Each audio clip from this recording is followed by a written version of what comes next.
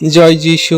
প্রভুর বাক্য বলে রোমিও 7 অধ্যায়ের 8 পদ, কিন্তু পাপ সুযোগ পাইয়া সেই আজ্ঞা দ্বারা আমার অন্তরে সর্বপ্রকার লোভ উৎপন্ন করিল, কেননা ব্যবস্থা ব্যতিরেকে পাপ মৃত থাকে।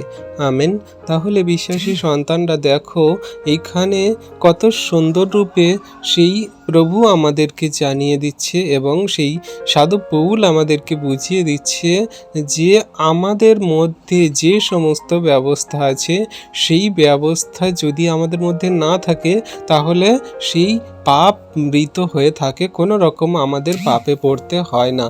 কিন্তু যদি আমরা সেই ব্যবস্থাকে পালন করি তাহলে কিন্তু আমাদের মধ্যে সেই পাপ সকল আমাদের লোভ করায়। কিন্তু আমরা যদি না সেই ব্যবস্থাকে পালন করি তাহলে কোনো মতে আমাদের পাপে পড়তে হয় না। তাই আমাদের সর্বদা খেয়াল রাখতে হবে, ব্যবস্থা ব্যতিরেকে আমরা কোনো মতে সেই পাপে পড়ব না। আমরা পাপ মৃত থাকবে আর আমরা সেই সঠিক রূপে জীবনযাপন করব। তাই আমরা যেন খ্রিস্টের বাক্য আজ্ঞা শিক্ষা সকল পালন করি।